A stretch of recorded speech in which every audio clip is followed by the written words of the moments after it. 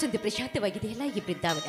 ಹಕ್ಕಿ ಪಕ್ಷಿಗಳ ಚಿಲಿಪಿಲಿ ನಾದವನ್ನು ಕೇಳಿ ನನ್ನ ಹೃದಯ ಜೈಕಾರಗೊಂಡಿತ್ತಲ್ಲದೆ ಈ ಹೂಗಳ ಅರಳುವಿಕೆಯನ್ನ ಕಂಡು ಕಲ್ಲಾತೆಯಿಂದ ಮನಸ್ಸು ಕೂಡ ಅರಿಯಬೇಕಿತ್ತು.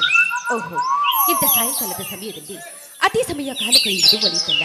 ಯಾಕೆಂದ್ರೆ ನನ್ನ ತಂದೆ ತಾಯಿಯರ ಮೃತ್ಯು ಸ್ಥಳವೇ ಇದಾಗಿದೆ. ಓ ನನ್ನ ಮುದ್ದು ಕೋಗಿಲಿಗಳೇ, ನಾನಿನ್ನು ಬರಲಿ. ಏನೋ ಒಂಥರ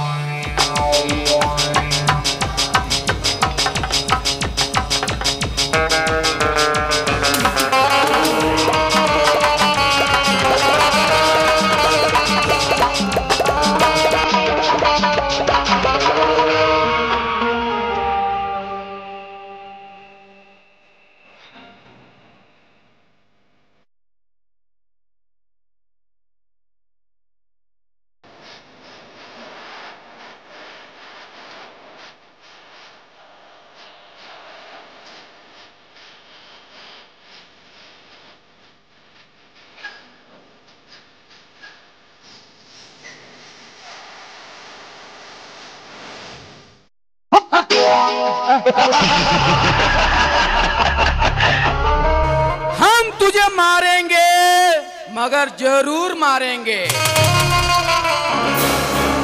लेकिन वो बंदूक भी हमारी, गोली भी हमारी, हक भी हमारा।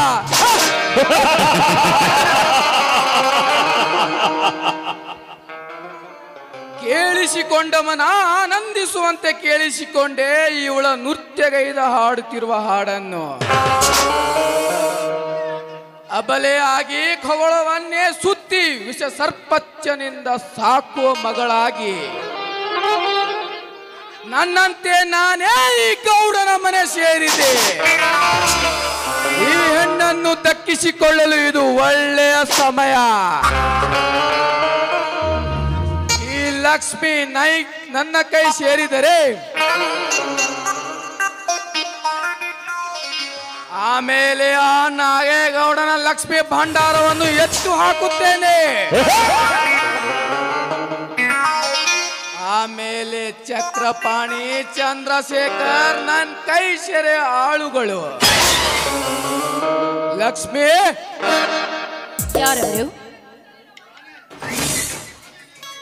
ನಾನೇ ಗೌಡನ ಮ್ಯಾನೇಜರ್ ಜಗನ್ನಾಥ್ ಅಲ್ಲವೇ? ಮತ್ತು ಅವನ ಪರ್ಸನಲ್ ಸೆಕ್ಯೂರಿಟಿ. ಅರ್ಥವಾಯಿತು. ತಾವಿಲ್ಲಿಗೆ ಬಂದ ಕಾರಣ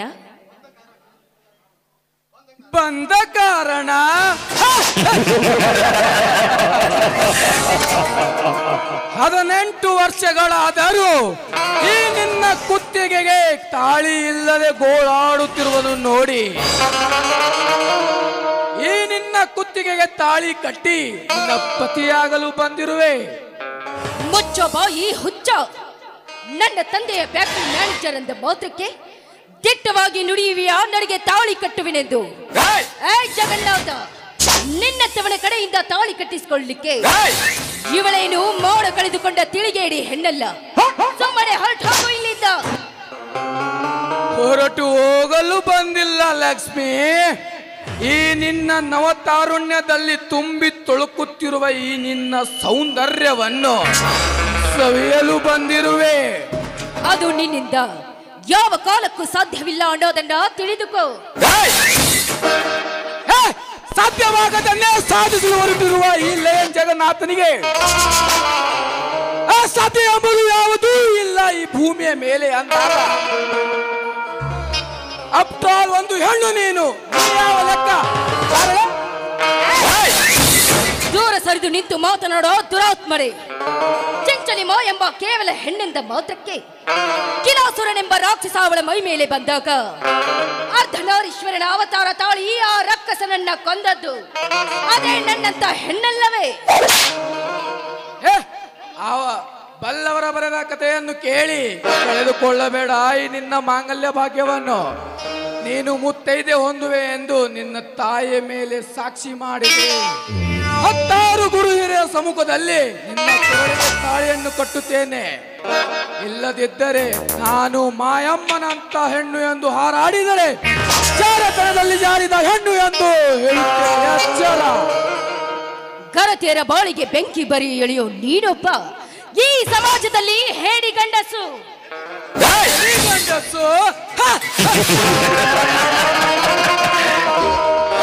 ಲಕ್ಷ್ಮಿ, ನಿನ್ನಂತ 100 ಕುಮಾರಿಯರನ್ನು ನನ್ನ ರಕ್ತದ ಸರಮಾಲೆಯನ್ನಾಗಿ ನೆತ್ತು ಹಾಕಿಕೊಂಡಿರುವ ರೇಣುಕಾ ಪುತ್ರನಿಗೆ ಹೇಡಿ ಗಂಡಸೊಂದು ಬೊಗಳಿದೆಯಾ ಹುಚ್ಚು ಎಣ್ಣೆ?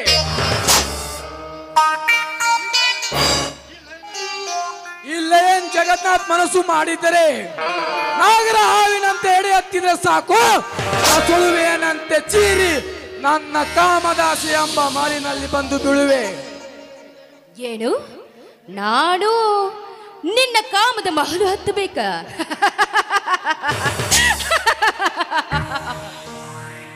ಜಗನ್ನಾಥ, ನಿನ್ನಾಸ ಎಂಬ ಕಾಮದ ಮಹಲಿಗೆ ನನ್ನ ರೋಷವೆಂಬ ಬೆಂಕಿ ಹಚ್ಚುವೆ.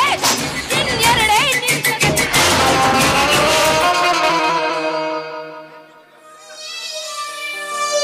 ಹೆಣ್ಣಿಗಿರುವಷ್ಟು ರೋಷ ದ್ವೇಷ ಈ ಗಂಡಿಗಿಲ್ಲವೆಂದು ತಿಳಿದುಕೊಂಡಿದ್ಯಾ ಎಣ್ಣೆ? ಜೋಡು ಗುಂಡಿಗೆ ಎಣ್ಣೆ ಪಡೆದ ಬಂದ ಈ ಗಂಡು ಈ ನಿನ್ನ ಶ್ರೀರತ್ನವೆಂಬ ಶೀಲವನ್ನು ಸವಿಯದೇ ಬಿಡುವನಲ್ಲ.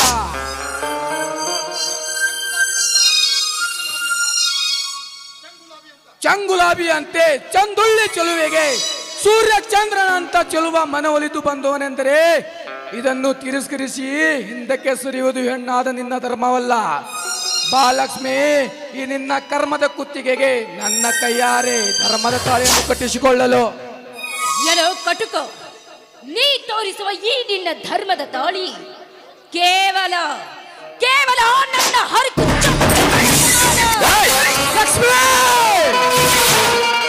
ನಾ ಕಟ್ಟುವ ತಾಳಿಯ ಬಗ್ಗೆ ಅಸಮಾನವಾಗಿ ಮಾತನಾಡಿದೆಯಾ ಹೆಣ್ಣೆ?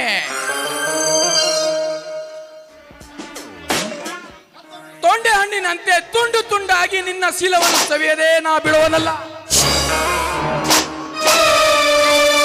ಹೆಣ್ಣಿನ ಕೈ ಬಿಟ್ಟು ಬೊಗಳೋ ದುರಾತ್ಮ.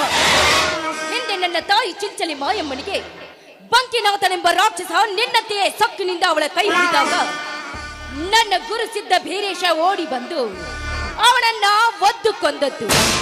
ಅವನೇ ಮರೆತೇನೋ ಕತ್ತೆ, ಅವನಂತೆ ನಿನ್ನನ್ನ ಒದಿಲಿಕ್ಕೆ ಬರ್ತಾಳೆ ಈ ಯುಗದ ಧೀರ ನನ್ನ ದೇವರು. ದೇವರು ಈ ಕಲಿಕಾಲದಲ್ಲಿ ಕಲ್ಲಿನ ಮೂರ್ತಿಗೆ ದೇವರೆಂದು ಪೂಜಿಸುವರು. ಆ ನಿನ್ನ ದೇವರು ಎಲ್ಲಿಂದ ಓಡಿ ಬರುತ್ತಾನೆ? ನೋಡು ಲಕ್ಷ್ಮಿ, ದ್ರೌಪದಿಯಂತೆ ದೇವರೆಂದು ಜಪಿಸುತ್ತಾ ಕುಳಿತರೆ ಅವಳಂತೆ ನೀ ಉಟ್ಟ ಸೀರೆಯನ್ನು ಕಳೆದುಕೊಳ್ಳುವೆಯಾ? ಖಂಡಿತ. ಸೀರೆ ಕಳೆಯಬೇಕೆಂದು ಸೇಡಿಟ್ಟು ಬಂದ ದುಶ್ಯಾಸನ ಬರೀ ದ್ರೌಪದಿಯ ಸೀರೆ ಹಿಡಿದಾಗ ತಂಗಿಯ ಮಾಡಕ್ಕಾಗಿ ಗುಡ್ಡದೆಂತರ ದೊಡ್ಡಂಚಿನ ಸೀರೆಯನ್ನ ಅವರನ್ನ ಕೃಷ್ಣ ಕೊಟ್ಟಿದ್ದು ಆಗಲೇ ಮರೆತೇನೋ ನೀಚ. ನರಸತ್ತ ದುಶ್ಯಾಸನ ಅವಳ ಸೀರೆ ಕಳೆದು ಅವಳ ಮಾನವನ್ನ ಕಣ್ತುಂಬ ನೋಡಬೇಕೆಂದು ಛಲತೊಟ್ಟು ಬಂದು ಕೊನೆಗೆ ತನ್ನ ಕಳೆ ಬರಹವನ್ನೇ ಕಳೆದುಕೊಂಡ ಗಂಡ ಭೀಮನ ಕೈಲಿ. ಅದೆಲ್ಲ ಕೃಷ್ಣನ ಕಪಟ ನಾಟಕ. ಅಂದಲ್ಲೇ ಸರ್ವನಾಶವಾಯಿತು ಕೌರವರ ಕುಲನಾಶ. ನೋಡು ಲಕ್ಷ್ಮಿ, ನನಗೆ 5 ನಿಮಿಷ ಕಾಲಾವಕಾಶ ಕೊಡುತ್ತೇನೆ ಇದನ್ನೆಲ್ಲ ಮರೆಯಲಿಕ್ಕೆ. ಇಲ್ಲದಿದ್ದರೆ ಉಗ್ರಸೇನ ಮಹಾರಾಜನ ಹೆಂಡತಿಯನ್ನು ಅಜತ್ಯ ಎಂಬ ರಾಕ್ಷಸ ಅವನಂತೆ ಧರಿಸಿ ಅವನ ಹೆಂಡತಿಯ ಶೀಲ ಸವಿದಂತೆ ನಾನಿನ್ನ ಶೀಲ ಸವಿವೆ ನಿನಗೆ ತಿಳಿಯದ ವೇಷದಲ್ಲಿ ಬಂದು. ವೇಷ ಬದಲಾಯಿಸಿ ಗರತಿಯರ ಶೀಲ ತಿಂದ ಅವನೊಬ್ಬ ಕುಲಗೆಟ್ಟ ರಾಕ್ಷಸ. ಲಕ್ಷ್ಮಿ, ಅವನು ಕುಲಕೆಟ್ಟ ರಾಕ್ಷಸ ಅಲ್ಲ, ರಾಜ್ಯವನ್ನೇ ಮೆಟ್ಟಿ ನಿಂತ ಕೌಸನೆಂಬ ಕುಲಪುತ್ರನಿಗೆ ಜನ್ಮ ಕೊಟ್ಟ ವೀರ ಪುರುಷ. ಅದೇ ವೀರ ಪುರುಷನ ವಂಶ ನನ್ನ ಯಾದವ ಕುಲದಿಂದ ನಾಶವಾಗಲೆಂದು ಶಾಪ ಕೊಟ್ಟಳು ಆ ಗರತಿ. ಅಂದಾಗ ರಾಕ್ಷಸರೆಂಬ ವೀರ ಕಂಸನನ್ನ ಕೊಲ್ಲಲು ಅವತರಿಸಿ ಬಂದ ನನ್ನ ವಸುದೇವ ಕೃಷ್ಣ. ಲಕ್ಷ್ಮಿ, ಅಂದು ಕಂಸನನ್ನು ಕೊಲ್ಲಲು ಕೃಷ್ಣ ಹುಟ್ಟಿ ಬಂದರೆ ಇಂದು ನನ್ನನ್ನು ಕೊಲ್ಲಲು ಯಾರೂ ಬಂದಿಲ್ಲ. ಅಂದಾಗ ಈ ನಿನ್ನ ಅಂದದ ಸವಿಯನ್ನು ಸವಿಯುವುದೇ ನನ್ನ ಗುರಿ. ಈ ನೀಚ ಕೆಲಸಕ್ಕೆ ನೀನೀಗ ಕೈ ಹಾಕಿದ್ದೆ ನಿಜವಾದ್ರೆ ಈಗಲೇ ಎದ್ದು ಬಂದು ನಿನ್ನನ್ನು ಹರಿದು ತಿಂತಾರೆ ಈ ಸಮಾಜದ ವೀರ ಗರತಿಯರು. ಸಮಾಜ ಇದೊಂದು ಮೂರ್ಖ ಸಮಾಜ. ಕೇಳು ಈ ನಿನ್ನ ಗರತಿಯ ಸಮಾಜದ ಕಥೆಯನ್ನು. ಪತಿಯೇ ಪರಮಾತ್ಮನೆಂದು ಹಿತ ಸಂಸ್ಕೃತಿಯ ಮಾತನ್ನು ಹೇಳಿ ತನ್ನ ಕಾಮ ತೃಪ್ತಿಗಾಗಿ ಮತ್ತೊಬ್ಬರ ಸಂಘ ಸೇರಿದ ಹೆಣ್ಣುಗಳು ಎಷ್ಟು ಇಲ್ಲ ಈ ನಿನ್ನ ಹಾಳು ಸಮಾಜದಲ್ಲಿ. ಹಗಲು ಹೊತ್ತಿನಲ್ಲಿ ಅಣ್ಣ ತಂಗಿರಂತೆ ನಟನೆ ಮಾಡಿ ರಾತ್ರಿ ವೇಳೆ ಅದೇ ಹೆಣ್ಣಿನೊಂದಿಗೆ ಸರಸವಾಡಿ ಕೊನೆಗೆ ಜನ್ಮ ನೀಡಿದ ಹಾರಿದ ಹೆಣ್ಣುಗಳು ಎಷ್ಟು ಇಲ್ಲ ಈ ಹಾಳು ಸಮಾಜದಲ್ಲಿ. ನಿನ್ನನ್ನೇ ಮದುವೆ ಆಗುತ್ತೇನೆಂದು ಹೇಳಿ ಮೈ ಸುಖ ನೀಡಿ ಕೊನೆಗೆ ಹಣದಾಸೆಗಾಗಿ ಮತ್ತೊಬ್ಬರ ಸಂಘ ಸೇರಿದ ಹೆಣ್ಣುಗಳು ಎಷ್ಟು ಇಲ್ಲ ಈ ಹಾಳು ಸಮಾಜದಲ್ಲಿ. ಪತಿಯೇ ದೇವರೆಂದು ಪಾದ ಪೂಜೆ ಮಾಡಿ ದೇವರ ದರ್ಶನ ಪಡೆಯುವ ನೆಪದಲ್ಲಿ ಹೋಗಿ ಮತ್ತೊಬ್ಬರ ಪುರುಷರೊಂದಿಗೆ ಸಲ್ಲಾಟವಾಡುವ ಹೆಣ್ಣುಗಳು ಎಷ್ಟು ಇಲ್ಲ ಈ ನಿನ್ನ ಹಾಳು ಸಮಾಜದಲ್ಲಿ. ಹೆತ್ತ ತಂದೆ ತಾಯಿಯ ಕುತ್ತಿಗೆಯನ್ನು ಕೊಯಿಸಿ ಶತ್ರುವಿನ ಬಲೆಯಲ್ಲಿ ಮಧ್ಯೆ ಸುಳಿಯನಾಗಿ ಬಿದ್ದಂತ ನಿನ್ನಂತ ಹಾದ್ರದ ಹೆಣ್ಣುಗಳು ಎಷ್ಟು ಇಲ್ಲ ಈ ಸಮಾಜದಲ್ಲಿ. ಅಂದಾಗ ಈ ನಿನ್ನ ಶಿಲವನ್ನು ಸವಿಯುವುದು ಯಾರು ಬಂದು ಕೇಳುವುದಿಲ್ಲ ಈ ನಿನ್ನ ಸಮಾಜದ ಗರತಿಯರು. ಈ ರೀತಿ ಗರತಿಯರ ಮೋಡ ಕಳಿತಾ ಇರೋ ನಿನ್ನ ಹೆತ್ತ ತಾಯಿ ಉಸಿರು ಹಾದರದ ಬಸಿರು. ಉತ್ತಮ ರೀತಿಯಲ್ಲಿ ಉಚ್ಚರಿಸು. ಸುಮ್ಮನೆ ಬಡೆವಾರ ಮಾರದೆ ಬಂದೆ ಬೀಳು ನನ್ನ ಬಳಿಯಲ್ಲಿ. ಬಾ ನನ್ನ ಸನಿಯಕ್ಕೆ.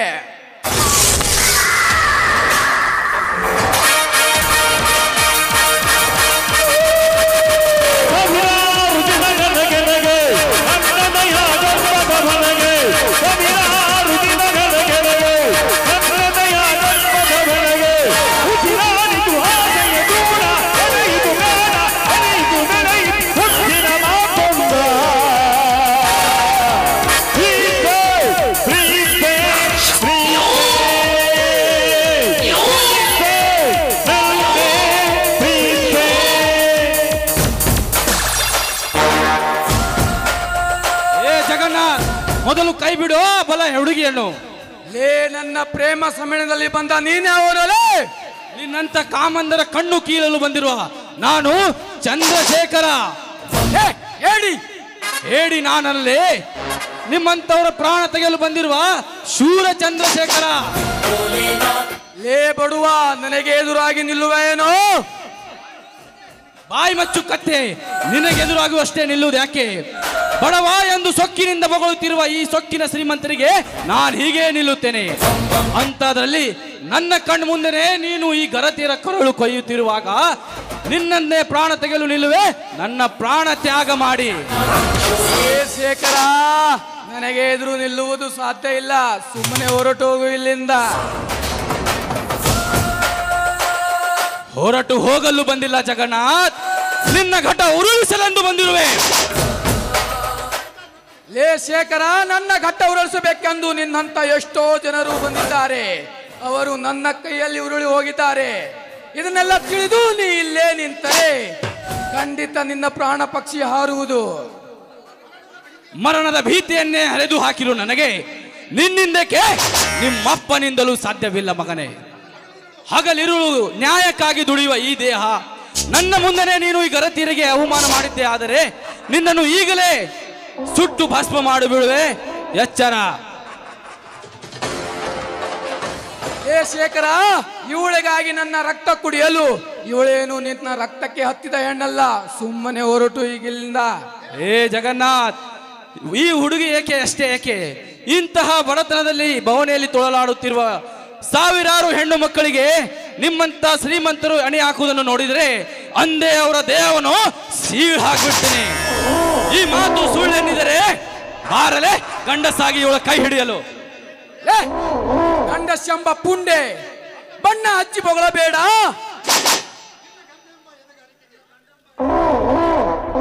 ನಿನ್ನ ಗಂಡೆಂಬ ಎದೆಗಾರಿಕೆಯಲ್ಲಿ ಅದೇ ಗಂಡೆಂಬ ಗುಂಡಿಗೆಯಲ್ಲಿ ತಕ್ಕತ್ತು ಇದ್ರೆ ನಿನ್ನ ತಂದೆ ತಾಯಿಯ ಕುತ್ತಿಗೆನು ತೆಗೆದ ಅವರಿಗೆ ಹೋಗು ತೋರಿಸುವಿನಿ ಸೌರಭ್ಯವನ್ನು. ಏ ಜಗನ್ನಾಥ್, ಕೇಳೋ ಮೊದಲು ನಿನ್ನ ಇತಿಹಾಸವನ್ನು. ಅವನೆಲ್ಲ ಮರೆತು ನಮ್ಮಂತರ ಸಾಮಾನ್ಯ ಜನರ ಮೇಲೆ ನಿನ್ನ ಗಂಡೆಂಬ ಪೌರವನ್ನು ತೋರಿಸುವೆ. ನೀ ಅಂತ ಗಂಡಸು. ಜಗನ್ನಾಥ್ ಜಗನ್ನಾಥ್ ಜಗನ್ನಾಥ್, ಮಲಗಿದ ಘಟ ಸರ್ಪದ ಹೆಡೆ ತೊಳೆದು ಕಚ್ಚಲು ಎಬ್ಬಿಸಿ ಬಿಟ್ಟೆ ಆಯಿ ನಾಗರ ಹಾವನ್ನು. ಪ್ರತಿ ಸಲ ಚುಚ್ಚಿ ಚುಚ್ಚಿ ಮಾತನಾಡುವ ಈ ನಿನ್ನ ಮಾತೇ ನಿಜವಾದರೆ ನನ್ನ ತಂದೆ ತಾಯಿಯನ್ನು ಕೊಲೆ ಮಾಡಿದ ಆ ಕೊಲೆಗಾರ ಯಾರೆಂದು ಕಂಡು ಹಿಡಿದು ಅವನನ್ನು ದರದರನೆ ತಂದು ಅವನ ಕೊಬ್ಬಿದ ದೇಹವನ್ನು ಕತ್ತರಿಸಿ ನನ್ನ ಆತ್ಮಶಾಂತಿ ಮಾಡಿಕೊಳ್ಳುವೆ. ಒಂದು ವೇಳೆ ನೀನಾಡಿದ ಮಾತು ಸುಳ್ಳಾದರೆ ನಿನ್ನ ರಕ್ತದ ಕೊಳವೆಯನ್ನು ಕಡಿದು ಹಾಕಿ ಪುಟಿ ಪುಡಿದು ಬರುವ ನಿನ್ನ ರಕ್ತದಿಂದ ಈ ತಾಯಿ ನಾಡಗರತಿಯರ ಪಾದದೊಳೆದಿದ್ದರೆ ನನ್ನ ಹೆಸರು ಚಂದ್ರಶೇಖರನೇ ಅಲ್ಲ. ಬರೆದಿಟ್ಟುಕೋ ಈ ಮಾತನ್ನು. ಬರಹವನ್ನೇ ಬದಲಾಯಿಸಿಕೊಂಡ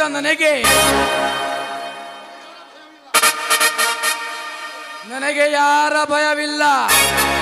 ನಾಳೆನೇ ಈ ನಾಡಿನಲ್ಲಿ ಆ ನಾಗೇಗೌಡ ಮಂತ್ರಿ ಪಟ್ಟಕ್ಕೆ ಹತ್ತುತ್ತಿದ್ದಾನೆ. ಅವನ ಜೊತೆ ನಾ ಇರುವ ತನಕ ನಿನ್ನಿಂದ ಏನು ಮಾಡುವುದಕ್ಕೂ ಸಾಧ್ಯವಿಲ್ಲ. ನೀನು ಬರೆದಿಟ್ಟುಕೋ, ಬರುತ್ತೇನೆ.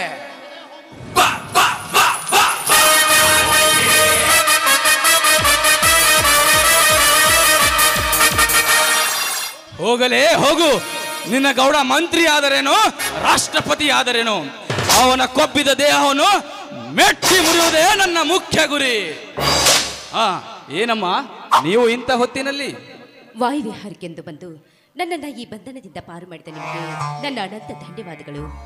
ಓಹೋ, ನೀನಾ ಆ ಶ್ರೀಮಂತ ನಾಗೇಗೌಡರ ಮಗಳು ಲಕ್ಷ್ಮಿ? ನಿನ್ನ ಮೇಲೆ ಅವನ ಸಾಧನೆನಾ? ಇರಲಿ ಇರಲಿ, ನಾನಿನ್ನು ಬರುತ್ತೇನೆ. ಇಂದು ನಿಮ್ಮ ಶೌರ್ಯ, ಧೈರ್ಯ, ಗಾಂಭೀರ್ಯಕ್ಕೆ ನಾನು ನಿಮ್ಮನ್ನ ತುಂಬಾ ಮೆಚ್ಚಿಕೊಂಡಿದ್ದೇನೆ. ಅಂದರೆ ನಾನು ತಮ್ಮ ಸತಿ ಆಗ್ಬೇಕು ಅಂತ ತುಂಬಾ ಆಸೆ ಇಟ್ಕೊಂಡಿದ್ದೀನಿ. ಛೇ, ಆ ಗರ್ಭ ಶ್ರೀಮಂತರ ಮಗಳು ನೀನು. ಅದಲ್ಲದೆ ನಾನು ಕಡು ಬಡವ.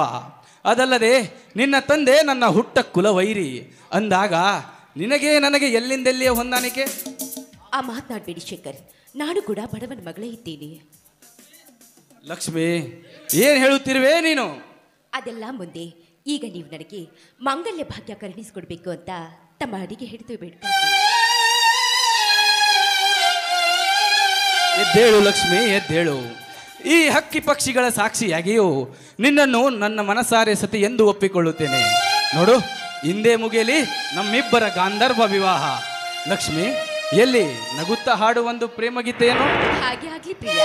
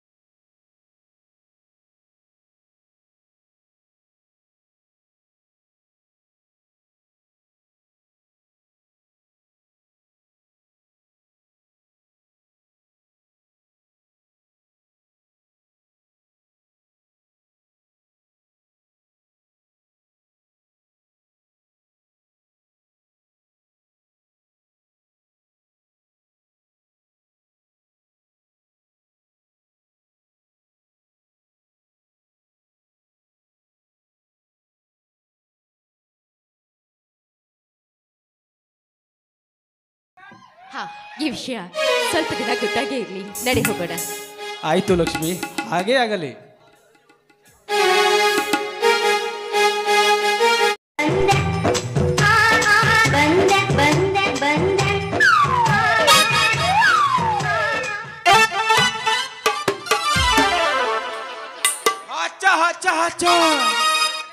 ಯಾಕ್ಲೇ ದಿಬ್ಬವನ್ ಮನೆ ಗೊಬ್ಬವನ್ ನಾಯಿ ಅಲ್ಲ, ಈ ಜಗಪತಿ ಆಯ್ತು ನಿನಗ ಕೂನ್ ಆಯ್ತೇನಿಲ್ಲ ಅಂತೇನೆ. ಅಲ್ಲ, ನಮ್ಮ ಗೌಡ್ರು ವಿಲೇಶದಾಗ ಗೆದ್ರ ಇಡೀ ಊರಿಗೆ ಊರ ಗುಲಾಲ ಪಟಾಸ್ಗೆ ಆರ್ಸುರ್ದಾಗ ಅಂತರದಾಗ ನೀ ನನಗ ಬಗಳಿದ್ರೆ ಹೆಂಗಂತೀನಿ? ಆ ಶೇಖರ್ ಶರಣ ಆಗೋದೇ ಆಗಂತೀನಿ. ಈಗಂತೂ ಕರ್ಯಾಕ ಕಳ್ಸ್ಯಾರ, ಏನ್ ಮಾಡ್ಲಿ ಅಂತೀನಿ?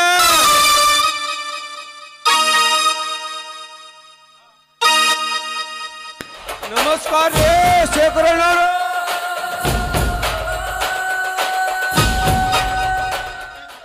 ಯಾಕ್ರಿ ಜಗಪತಿ ಅವರೇ, ಹಿರಿಯರಾದ ನೀವು ನನಗೆ ನಮಸ್ಕಾರ ಮಾಡ್ತಿದ್ರಲ್ಲ?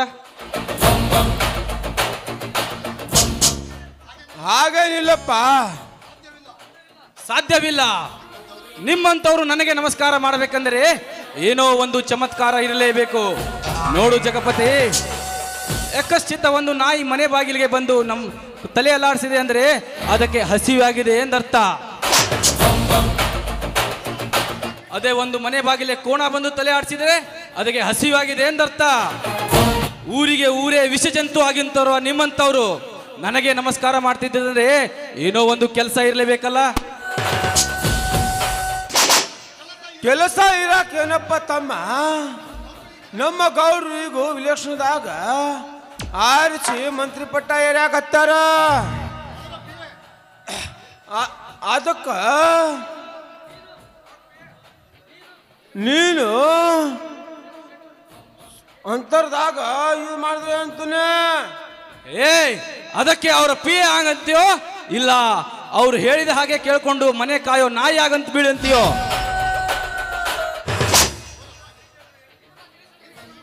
ತಮ್ಮ ಇದರದಾಗ ನಿನಗೆ ತಿಳಿಸಿದ್ರಾಗ ಏನೈತೆ? ಜಗಪತಿ, ಇದಕ್ಕಾಗಿ ಧಾವಿಸಿ ಬಂದಿರೋ ನನ್ನ ಬಳಿಗೆ. ಊರಿಗೆ ಊರೇ ವಿಷಕಾರಿ ಜಂತು ಅಂತ ಮಾತಾಡ್ತಿರೋ ಆ ಗೌಡನಿಗೆ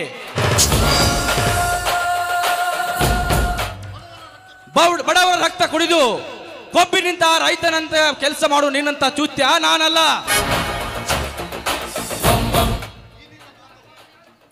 ಲೇ ತಮ್ಮ, ಈ ನಿನ್ನ ಮಾತು ಬಹಳ ಅನ್ಯಾಯ ಆಗುತ್ತೆ ನೋಡು. ಮುಚ್ಚು ಬಾಯಿ ಕಪ್ಪೆ. ನ್ಯಾಯ ನೀತಿ ಧರ್ಮವೇ ನನ್ನ ಉಸಿರೆಂದು ಬಾಳುತ್ತಿರುವಾಗ ಸತ್ಯಕ್ಕಾಗಿ ಸಾಯುತ್ತೇನೆ ವಿನಃ ಶರಣೆಂದು ನಿನ್ನ ಗೌಡನಿಗೆಂದು ತಲೆ ತಗ್ಗಿಸಲಾರೆ. ತಮ್ಮ, ನ್ಯಾಯಕ್ಕಾಗಿ ಹೋರಾಡಿ ಪ್ರಾಣ ಕಳ್ಕೋಬೇಡ. ಸುಮ್ಮನೆ ತಿಳಿದ ನಮ್ಮ ಹಾದಿಗೆ ಬಾ ಅಂತೀನಿ. ಸತ್ಯರು ಸತ್ಯಕ್ಕಾಗಿ ಸಾಯುತ್ತೇನೆ ವಿನಃ ಕೂಳಿನಾಸೆಗಾಗಿ ನಿಮ್ಮ ಗೌಡನಿಗೆ ಎಂದಿಗೂ ಶರಣಾಗಲಾರೆ. ಏ ತಮ್ಮ, ನೀ ಶರಣು ಅನ್ನಲಿಕ್ಕೆ ಈಗಲೇ ಕೃಷ್ಣನಂತ ದುರಂತರ ಮಾತ್ರ ಯಾಕೆ ಹೇಳ್ತಾ ಇದ್ದೆ ಅಂತೀನಿ? ಜಗಪತಿ, ನಿನ್ನ ಗೌಡ ಜಗಪತಿ ನಿನ್ನ ಗೌಡ ಎಂತೆಯ ಬೆಂಕಿಯ ದುರಂತವಿದ್ದರೂ ಅದನ್ನು ಬರೀ ಮುಷ್ಟಿಯಲ್ಲೇ ನಂದಿಸುವೆ. ಇದು ನ್ಯಾಯಕ್ಕಾಗಿ ಹೋರಾಡೋ ವೀರನ ರಕ್ತ. ಆ ಕೃಷ್ಣನನ್ನು ಮೋಸದಿಂದ ಎತ್ತಂಗಡಿ ಮಾಡಿದ್ದು ನಿಮ್ದು ಬ್ರಿಟಿಷರಂತಹ ರಕ್ತ.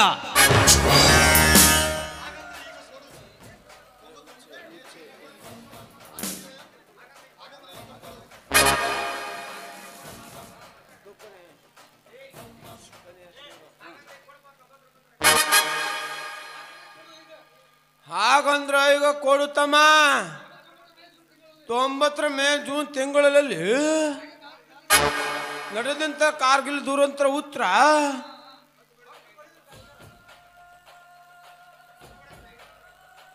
ಬಗ್ಬಗ್ಲು ಟೈಗರ್ ಬಿಟ್ಟರನ್ನು ಓಡಿಸಿಕೊಂಡು ವೀರ ಕನ್ನಡ ನಕ್ಕಿಲ್ಲದಂತಂತಾನೆ. ಆ ನಿನ್ನ ಗೌಡನ ಮುಂದೆ ಇವೆಲ್ಲ ಮಾತನ್ನು ನಾನೇ ಬಂದು ಹೇಳ್ಬೇಕೆ? ಹಾಗಾದ್ರೆ ನಡೆ ಹೋಗೋಣ.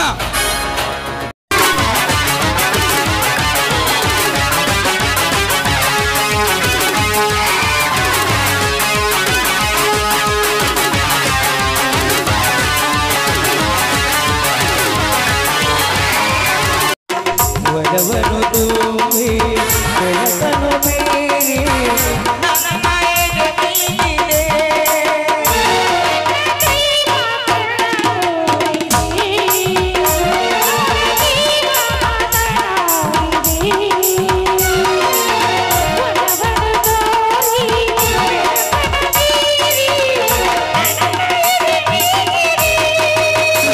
ನನ್ನ ದೈವ